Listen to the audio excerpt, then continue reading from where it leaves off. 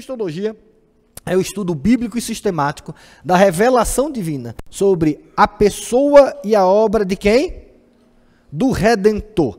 E aí eu quero que a gente comece aqui, eu ia começar com polêmica, mas eu vou terminar com polêmica, que é melhor, né? Fica aquele gostinho. Vocês vão ouvir que eu vou usar a palavra Redentor.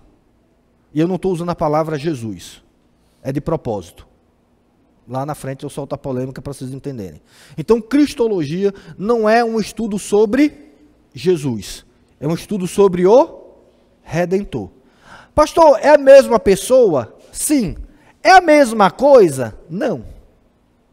Porque entender Cristo é uma coisa, entender Jesus é outra coisa. Então, eu vou usar as palavras Redentor, e eu vou usar isso proposital. Eu não uso a palavra Jesus aqui. Então, eu quero que você entenda que o estudo da Cristologia, primeiro é o estudo de uma figura, de uma ideia, de uma promessa. Jesus, a gente está falando de quê? De uma pessoa. O Redentor, a gente está falando de uma promessa. Já começa a entender que é diferente, né? Uma coisa é a promessa do Redentor. Outra coisa é a pessoa do Redentor. São coisas distintas, tá bom? E aí a gente vai estudar o quê? Quem é o Redentor, a pessoa dele e a obra dele. Então, a Cristologia a gente vai estudar quem é o Redentor e qual era a missão dele, ok? Então, só que eu quero que você perceba isso. É impossível a gente viver um evangelho profundo, coerente, bíblico, sem uma compreensão, sem entender quem é Jesus, quem é o Redentor. E entenda isso. Cristianismo, se você quiser resumir ele numa frase ou numa palavra, é Cristo. Ponto. O que é o cristianismo? O cristianismo se resume a Cristo. Parece redundante, mas se você quiser melhor, o que é o Evangelho de Deus? O Evangelho de Deus, ele se resume a uma palavra, Cristo. Todo o Evangelho, ele é revelado e ele foi montado em cima do Redentor. Tudo o que Deus fez, toda a obra de Deus, ela tem um pilar, e esse pilar é o Redentor. Se você for ver lá desde o começo da queda, na criação, na consumação, na redenção, tudo que Deus fez foi em cima de um pilar, do Redentor. Então não tem como a gente ser cristão, e a gente querer viver um evangelho profundo, coerente e verdadeiro, sem olhar para o Redentor. Porque, de novo, a gente tem dificuldade com a graça. E vou parafrasear o Alcides. Domingo passado, o Alcides falou que uma das questões que a gente precisa aprender é que a graça é dada para quem precisa. Não é isso? Acho que uma das frases foi essa. Graça, ela é dada para quem precisa. E eu fiquei pensando, é que a gente precisa entender que Redentor, ele é dado a quem precisa e não a quem merece. E como a gente não olha muito para Jesus Cristo, a gente não entende muito a obra dele, a gente cai num erro que a gente merece o nosso Redentor. A gente merece a salvação. A gente merece o que Jesus fez por nós. E quando a gente olha para a Bíblia e tem uma vida voltada para Jesus Cristo, a gente entende que a gente precisa de um Redentor. E o grande problema da igreja hoje é que a gente não precisa mais de um Redentor. A gente acha que merece a redenção. A gente merece as bênçãos de Deus, a gente merece o culto, a gente merece, porque a gente faz por onde? E quando você entende Cristo, você vai perceber que tudo foi pela graça, você não merecia. E você ainda não merece. Você ainda continua não merecendo, você continua não merecendo ser filho de Deus, você não é digno de ser chamado filho de Deus. Mas hoje percebe que parece que a gente merece ser chamado cristão, filho de Deus. Eu sou filho de Deus. Não, você é sem merecer. Mas você só consegue entender isso se você olhar para Jesus Cristo. Mas o que eu vou dizer para vocês aqui nesses dias, a gente vai contemplar um Redentor tão gracioso, que isso vai mudar a vida da gente. Olhar para Jesus Cristo compreender o que de fato verdadeiramente o Evangelho é. E não tem como. Você quer ser um cristão profundo? Olhe para Jesus Cristo. Volte seus olhos para Ele. E aí você vai ver que bênção será. E aí, eu quero que a gente entenda que olhar para Jesus Cristo é entender isso. A pessoa e a obra do Redentor são obras singulares na história da humanidade. Nunca houve uma pessoa como Jesus e nunca ninguém vai fazer o que Jesus fez. Então, lembre disso. Ser semelhante a Jesus não é fazer o que Ele fez, porque ninguém pode fazer o que Ele fez. Entende isso? Eu quero ser semelhante a Jesus, eu vou fazer o que Ele fez, então você não precisava dele. Ou não? Se eu disser que o seu desafio de vida é ser exatamente o que Jesus fez, o que Jesus era, o que Ele fez, você não precisava dele. Aí Ele é só um guia, é só um orientador, é só uma questão de que, não, tá vendo, a gente vai copiar o que Jesus fez. Esqueça, você não vai copiar o que Jesus fez. Você não vai dar conta de fazer o que Jesus fez, porque Jesus fez e o que Ele fez, só Ele pode fazer na história toda da humanidade. Quando a gente entende Jesus Cristo, entende, a gente está falando da singularidade. A gente está falando de algo inalcançável a nós. E porque Ele é inalcançável a nós, Ele veio. Então entenda que Jesus é um Redentor, não porque você merece um Redentor, mas porque você precisa de um Redentor. E isso vai mudar totalmente a sua vida, a sua compreensão. Você não vai estudar Jesus Cristo porque você merece, você vai estudar porque você precisa. Porque você necessita disso. Então eu vou já criar, eu sei que vocês ouviram vários anos, eu provavelmente já preguei várias vezes, seja um imitador de Jesus, seja semelhante a Jesus, faça o que Jesus faz, mas com o passar do tempo eu entendi que isso é impossível. E por isso eu preciso dele, eu continuo precisando dele. Entenda que você só é filho por adoção, mas você não é digno de usar o manto de filho de Deus. Você já imaginou isso? Você fala assim, eu sou filho de Deus. Você continua não merecendo ser filho de Deus. Esse status ainda continua sendo pela graça. Mas a gente só vai compreender isso se a gente entender um pouco cristologia, ok? Então vamos lá. Ainda a gente está na introdução. Eu quero convidar todos a abrirem 1 Coríntios capítulo 2, versículo 2.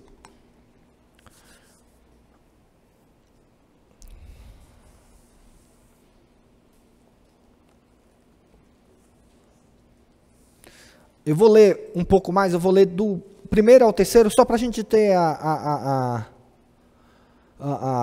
até o versículo 5º, só para a gente pegar o parágrafo todo, mas o foco principal é esse texto. Versículo 2, capítulo 2, versículo 1 diz assim: Eu, irmãos, quando fui ter convosco, anunciando-vos o testemunho de Deus, não o fiz com ostentação de linguagem ou de sabedoria. E aí é o versículo básico, porque, vamos ler todos juntos? Porque decidi nada saber entre vós, senão a Jesus Cristo e este crucificado. E foi em fraqueza, temor e grande tremor que eu estive entre vós.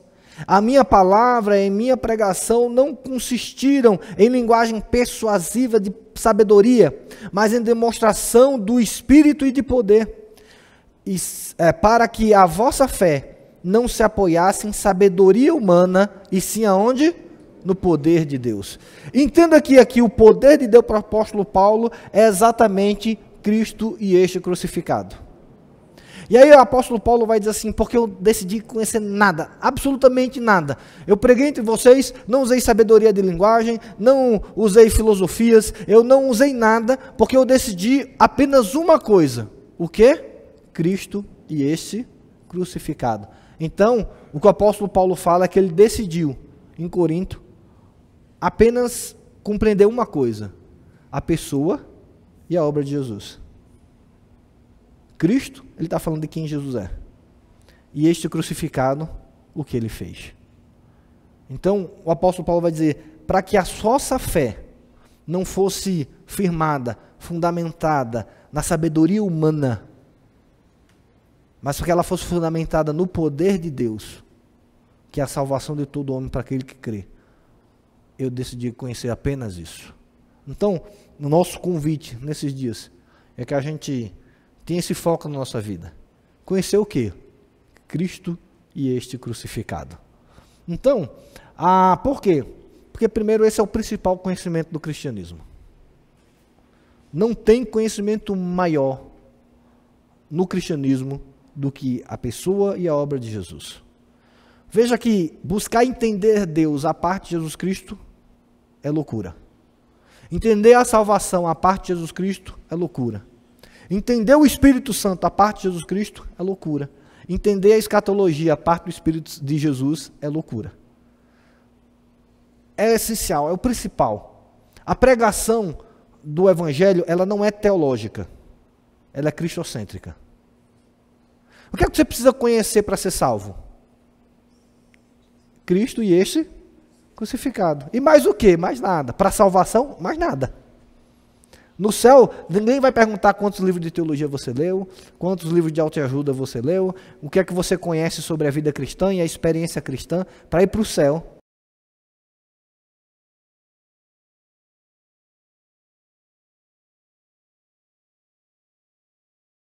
Ok? É o conhecimento que sustenta a fé individual do cristão. E deixa eu dizer a você, se a sua fé não for fundamentada em Jesus Cristo, ela é uma fé falha. Lembra que Jesus falou? Construir a casa sobre a areia ou a rocha. E aí o que é que Jesus fala? O que é construir a casa sobre a rocha? É o quê? É ouvir e praticar os ensinos dele. Todo aquele que ouve e pratica é semelhante ao homem que construiu sua casa sobre a rocha. A fé cristã ela não pode estar fundamentada em pastores, não pode estar fundamentada na igreja, não pode estar fundamentada na tradição. Ela tem que estar fundamentada em Jesus Cristo. E aí, se você tiver uma fé fundamentada em Jesus Cristo, ela é uma fé firme, porque a igreja muda, as pessoas mudam, as situações mudam, mas Jesus Cristo muda quando? Quando é que Jesus Cristo muda? Nunca. Porque ele é o mesmo ontem, hoje o será.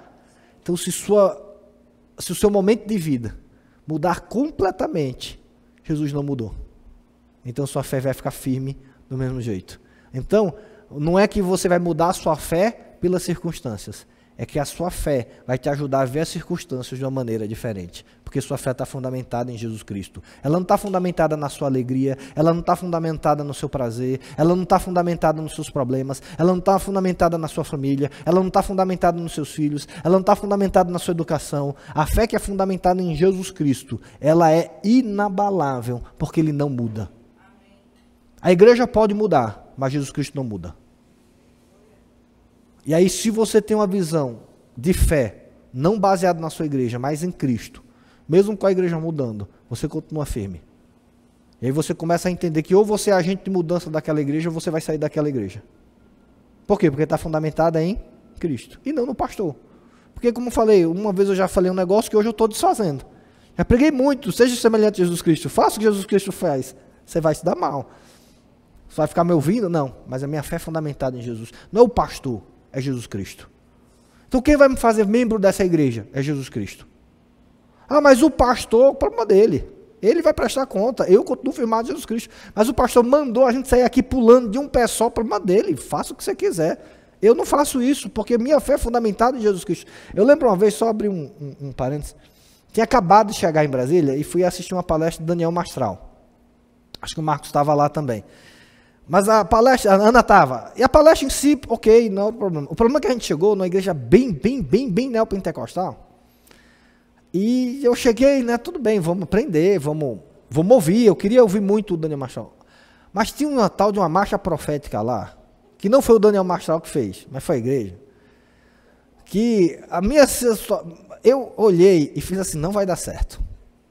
E como eu tinha acabado de chegar, tinha uns 10, todo mundo olhou para mim para ver o que é que eu fazia, né?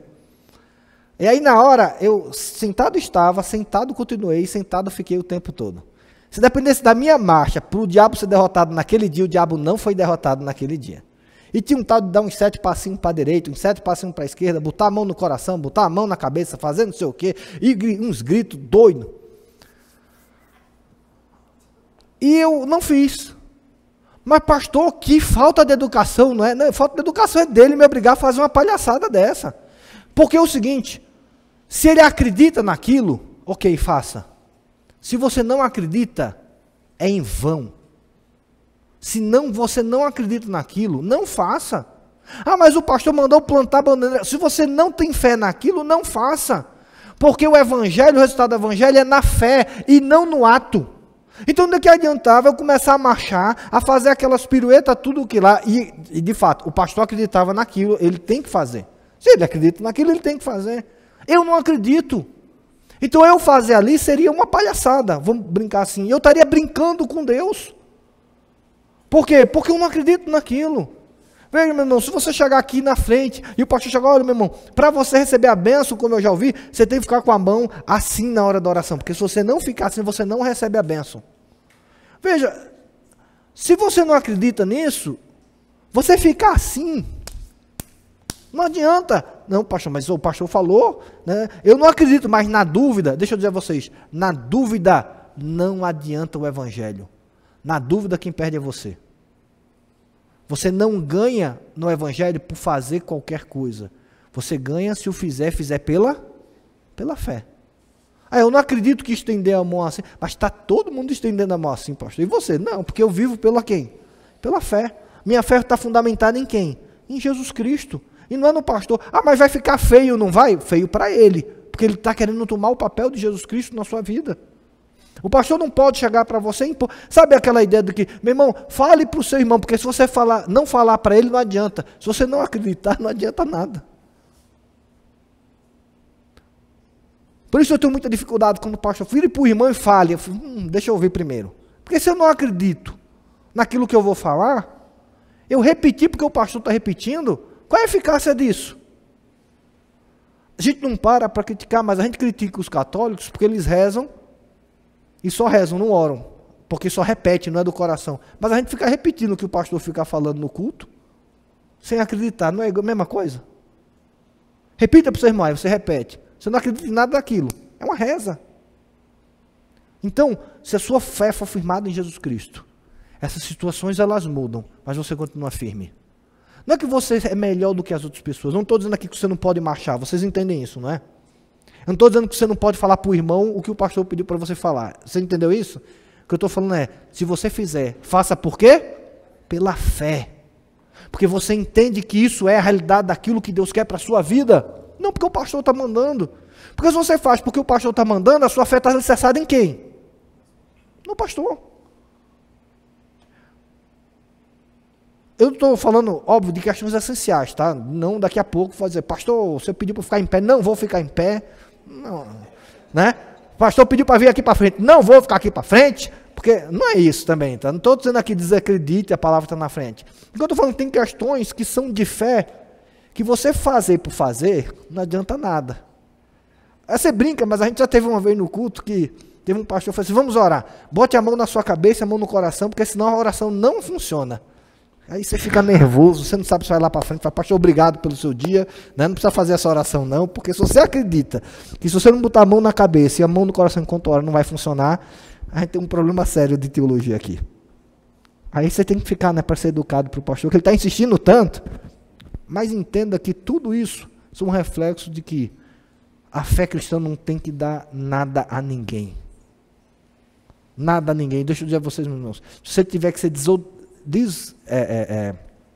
deseducado, né? Vamos colocar assim, sem educação, para uma pessoa que quer impor algo a você no evangelho, seja sem educação.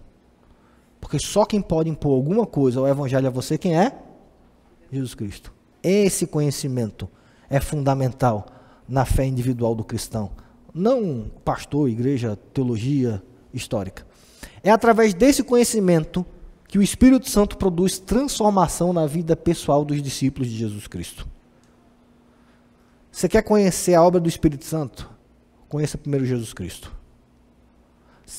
Entenda isso. O Espírito Santo não vai fazer nada, absolutamente nada na sua vida, a parte de Jesus Cristo. E a gente precisa entender isso, que a gente acha que a obra do Espírito Santo é a parte de Jesus Cristo.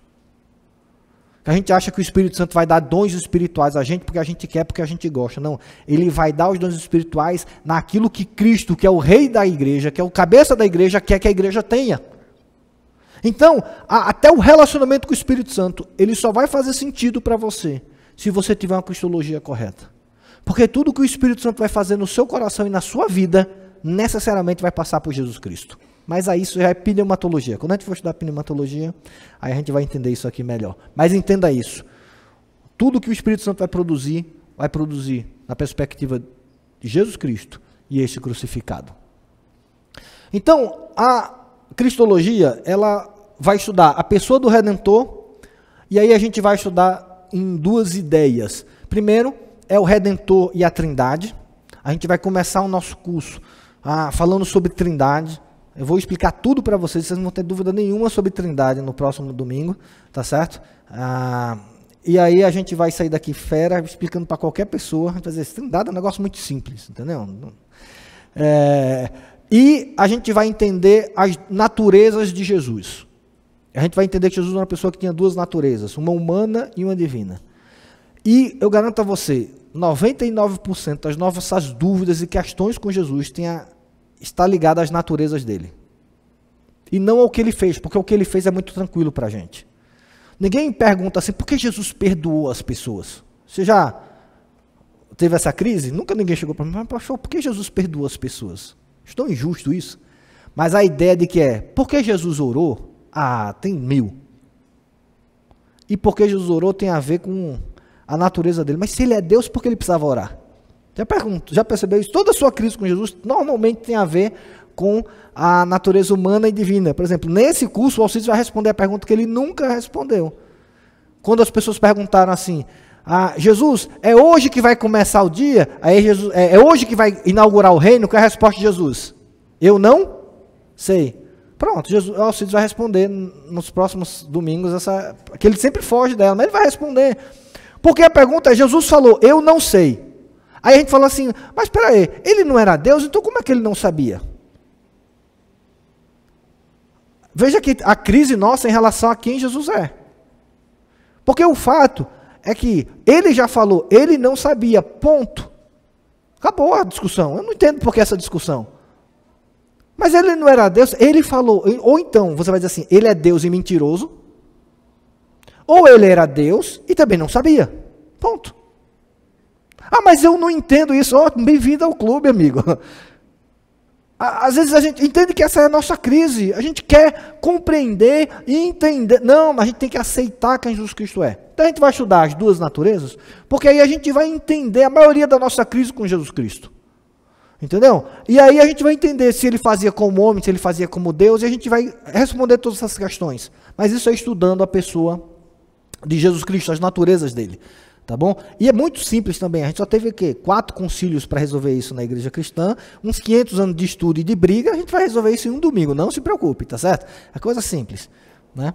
E aí, sobre a obra de Jesus Cristo, tem 3 aspectos, que aí eu não sei se a gente vai estudar agora, mas se quiser, de novo, tem anos para a gente estudar. Jesus Cristo e o pacto da redenção, que a obra dele tem que ser entendida a partir da perspectiva da Trindade, lá na eternidade. A gente vai entender os estados de Cristo, a obra dele, e a gente vai entender que Jesus Cristo tem 2 momentos muito claros. Ele tem um momento da humilhação, onde ele está encarnado, e o momento da exaltação, quando ele está glorificado. Então a gente tem que entender a obra de Jesus Cristo nesses 2 aspectos. Uma coisa é Jesus encarnado, outra coisa é Jesus glorificado. São etapas diferentes, missões diferentes, obras diferentes, tá bom? E a gente precisa entender também em terra, como no estado de humilhação, a obra de Jesus Cristo em cima dos 3 ofícios que ele fez. O ofício de profeta, o ofício de sacerdote e o ofício de rei. A gente precisa também entender isso, para a gente poder entender um pouco por que Jesus fez o que ele fez, e por que a gente faz o que a gente faz. Veja, porque hoje a gente não tem rei na igreja? Porque a igreja não tem um papa? Porque a gente não aceita o papa na igreja? Porque a gente entende que quem tem o ofício real sobre a igreja, quem é? Jesus. Então não entregue o ofício real ao seu pastor, ao seu líder. Que essa é a minha crítica muito a essa liderança moderna. Ela basicamente pega o ofício real e coloca no líder. Não, o ofício real de quem é? É de Jesus. Acabou. A gente tem sacerdote na igreja? Sim e não. o pastor é um tipo de sacerdote, mas a gente não tem mais o sacerdote. Por quê? Porque é do Velho Testamento. Não, porque Jesus Cristo, ele cumpriu o ofício de sacerdote. E por que hoje a gente não tem mais profeta na igreja? Não, pastor, a gente tem profeta na igreja. Não, a gente não tem profeta na igreja. Porque se você disser que tem profeta hoje na igreja, você está desconsiderando o ofício do profeta de Jesus Cristo. Nós temos dons de profecias. É diferente de profeta. Porque quem é o profeta da igreja? Quem é o profeta da igreja? Jesus.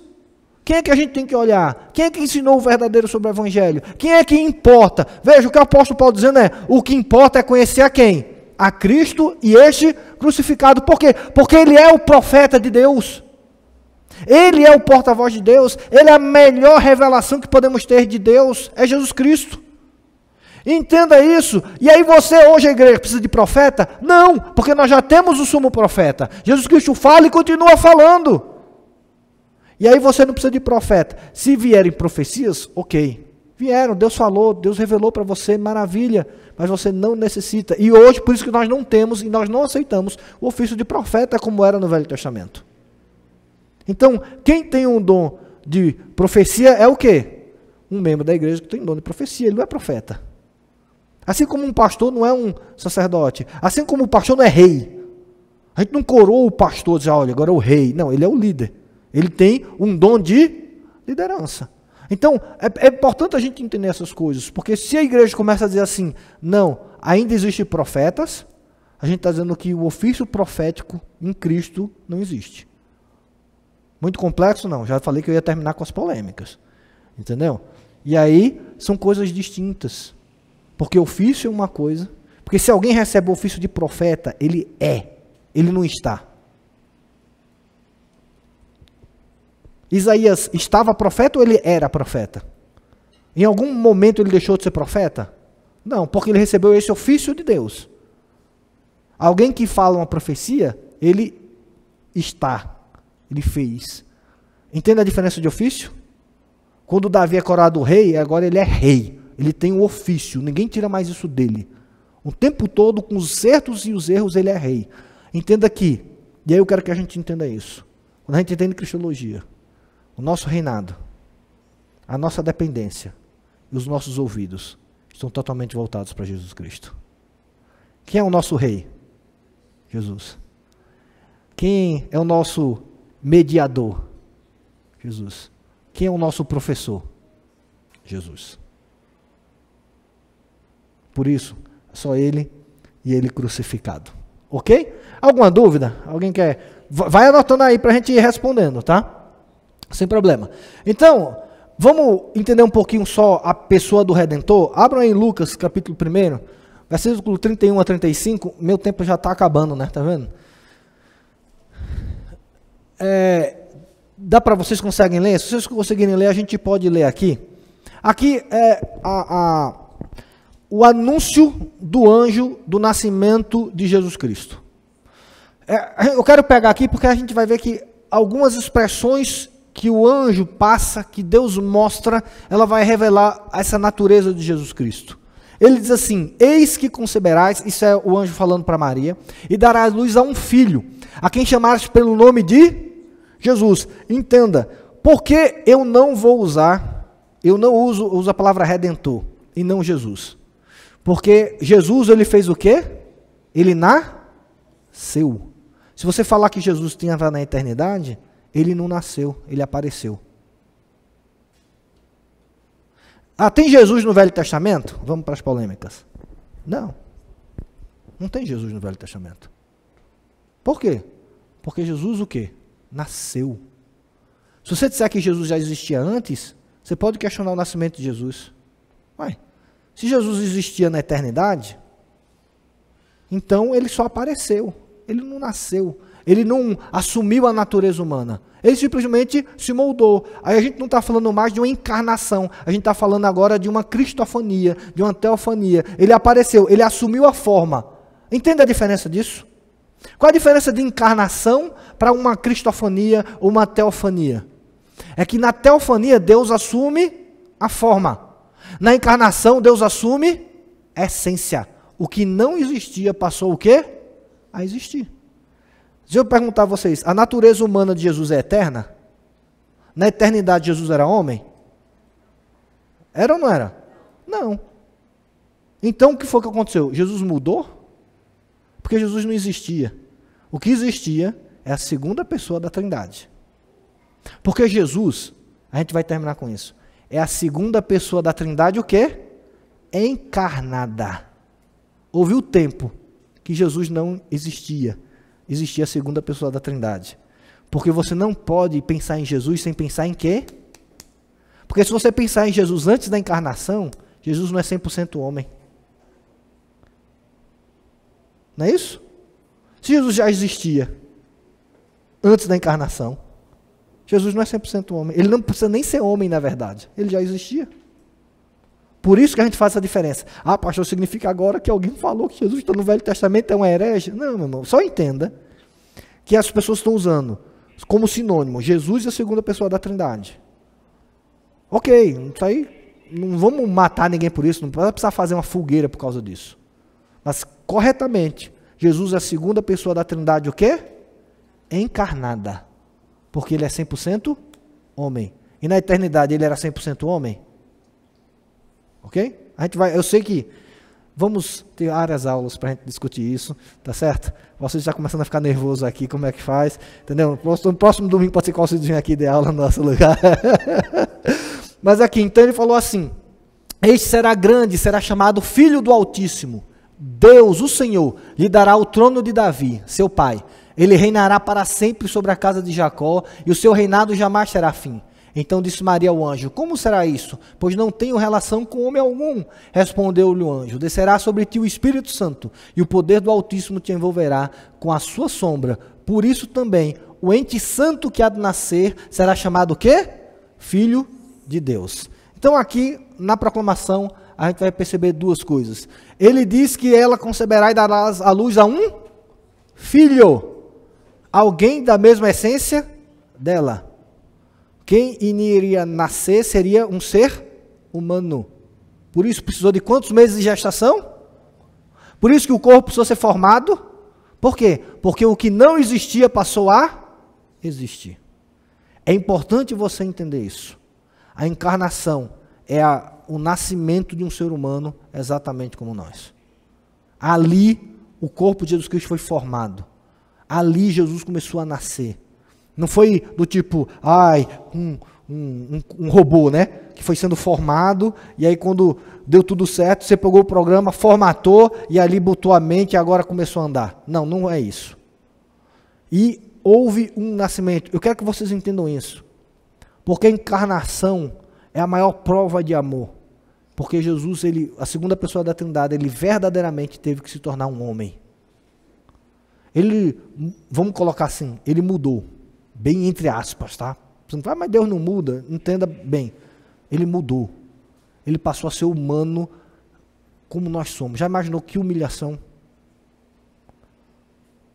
E eu garanto a você, não foi um bônus que Jesus Cristo teve, que a segunda pessoa da Trindade teve. O fato de nascer não foi algo que ele olhou e fez, olha que coisa boa. Houve um upgrade. Não. Na verdade, houve um downgrade. Ele diminuiu. Ele agora é igual a gente. Para a gente é maravilhoso. Para ele nem tanto. Por isso que é importante a gente entender um pouquinho a encarnação. Mas ele diz assim, então entenda que aqui, a primeira coisa que a gente vai aprender é que ele é considerado o filho de Maria. Então ele é um homem. Ele tem uma natureza 100% humana. Então, vou continuar aqui. Então, eis que conceberás da luz a um filho, a quem chamarás pelo nome de Jesus, e ele será chamado o quê? Filho do Altíssimo. Veja, aqui na proclamação, o anjo já fala que aquele ente que iria nascer, ele seria singular, porque ele ao mesmo tempo seria filho de Maria, mas ele também seria chamado o quê? Filho do Altíssimo. Quem é o pai de Jesus? Deus. Quem é? Qual é a filiação dele? É Deus. E perceba que Maria entendeu isso e ela fez assim, mas como é que você vai se dar conta? Primeiro que eu não tive relação nenhuma com ninguém. E como é que isso vai acontecer? E aí o anjo fala, não se preocupe, descerá sobre ti, quem? O Espírito Santo. E ele te envolverá agora sim. E aqui, ele é chamado Filho do Altíssimo, ou seja, ele tem a natureza divina. E ele será esse ente santo, que o que há de... Ele não existia, esse ente santo. Esse ente santo há de nascer. Não é que há de vir, há de chegar, há de aparecer. É há de nascer. Ele será chamado Filho de Deus. Então, aqui, para a gente entender a pessoa de Jesus Cristo, a gente precisa entender que Jesus era uma pessoa singular, em que não adianta a gente buscar relacionar Jesus Cristo com a gente, porque ele era diferente. Mas como é que ele funciona? Menor ideia. Porque não tem comparação. Não é nem uma questão de dupla personalidade, é uma questão de dupla natureza. Ele era Deus e homem ao mesmo tempo. Então, para a gente terminar, é isso que a gente vai resumir na introdução. Jesus é uma pessoa com duas naturezas, humana e divina. Ele é Deus e ele é homem. E aí vem um ponto, Jesus é a segunda pessoa da Trindade encarnada. Lembre disso. Não existe Jesus sem a natureza humana. Antes da natureza humana a gente chama de quê? Segunda pessoa da Trindade. O Redentor. Então no Velho Testamento, quem é que aparecia? Jesus? Mais ou menos. Aparecia a segunda pessoa da Trindade. Porque senão você vai perdendo o valor da encarnação, entende isso? Jesus no Velho Testamento, Jesus no Novo Testamento, não. É a segunda pessoa da Trindade no Velho Testamento, Jesus. E por que então Jesus fala que na eternidade ele viu a queda de Satanás? Porque ele é a segunda pessoa da Trindade encarnada. A segunda pessoa está lá, não sumiu, está lá. Mas não necessariamente Jesus, porque senão a gente vai começar a tirar a importância da humanidade dele. E às vezes é tão claro para a gente que a gente acha que no céu a gente não vai ver Jesus como pessoa. A gente vai ver Jesus assentado no trono, né, na figura lá da... Não vai ser assim, Jesus vai estar como a gente lá. Vai ser exatamente igual a gente. Ele não vai sentar num trono, porque... Não, deixa eu, senão vai entrar muita heresia aqui num dia só, não dá certo não. Para terminar, é o seguinte, essas duas naturezas, a gente vai pegar 4 palavras, que a gente vai ter que entender e a gente vai destrinchar depois. Elas coexistem em Jesus de maneira, vamos dizer aqui, o quê? Distintas, elas não se misturam. Deus não virou homem, não, são duas naturezas, existe a natureza humana e a natureza divina. Deus não se humanizou na essência, não, e o homem não se divinizou. Essas duas naturezas, elas existem lá de maneiras distintas. Não houve uma junção de um terceiro elemento. De alguém agora, de um elemento humano divino. Não, não é isso. Elas continuam sendo distintas. A segunda pessoa da Trindade é a segunda pessoa da Trindade. A humanidade de Jesus continua sendo humanidade. Continua sendo sempre, porque senão ele não é mais 100% homem e 100% Deus. Ele vira 50% homem e 50% Deus. Porque elas se misturaram. Elas são distintas. Ele é 100% homem, ele continua 100% Deus. Tá bom? Elas são o quê? Harmônicas. E esse é o mais difícil da gente entender. Jesus não tinha dupla personalidade. E aí pergunta assim, pastor, o que é que Jesus fez como Deus? Eu vou dizer tudo. E o que é que ele fez como homem? Tudo. Por quê? Porque elas são harmônicas. Aí se ele fez como homem ou como Deus? Não, tudo ele fez como homem, tudo ele fez como Deus. Agora, tem coisas que Jesus fez por causa da natureza divina dele, e tem coisas que Jesus fez por causa da natureza humana. Mas quando ele fazia por causa da natureza humana, quem é que fazia? Tudo. Quando ele fazia por causa da natureza divina, quem é que fazia? Tudo. Dá para entender a diferença? Não é porque ele é como homem ou como Deus, porque parece que ele era uma chavezinha, liga e desliga, né? Agora é Deus, agora é homem, agora é Deus, agora... Não. Sempre foi o Deus homem. Agora, algumas coisas por causa da natureza divina, Jesus podia fazer. Como, por exemplo, perdoar pecados. Quem perdoou pecados? Não, foi o Deus Jesus. Não, então o homem fez o quê? Desligou naquela hora, não existia mais homem. Não, ele perdoou pecados por causa da natureza divina. E quando ele chorou, Deus chorou? Não, Deus chorou, porque Jesus chorou, mas ele chorou por causa da natureza humana. Então, a questão de Jesus não é se ele fez como Deus ou como homem. Ele fez por causa da natureza divina. Por quê? Isso é importante. Porque o que Jesus fez por causa da natureza divina, nós não vamos poder fazer. Aí não adianta, só ele podia fazer. Você pode perdoar pecados? Não. Você pode dar ordem à natureza? Não. Você pode receber adoração? Não. Então Jesus fez isso porque, como Deus? Não, ele fez por causa da natureza divina. E só tinha um ser humano na história que podia dar ordem à natureza, que podia perdoar pecado, que podia receber adoração. E esse era quem? Jesus. Por quê? Por causa da natureza divina dele. Tá certo? Muito complexo, dá para pelo menos entender. A gente vai destrinchar isso melhor, mas isso é importante para a gente entendendo as questões, senão Jesus vira um lunático para a gente. Ora a Deus, ora homem, ora a Deus, ora homem, ora a Deus, ora homem. E aí a gente fica meio maluco com isso. Elas eram o quê? Constantes. É isso que eu estou falando. Tudo que ele fez como Deus. Tudo que ele fez como homem, porque agora essa natureza, elas não são mais separadas, elas são constantes, até na eternidade. Hoje Jesus continua sendo a mesma coisa. Ele não abriu mão da sua humanidade.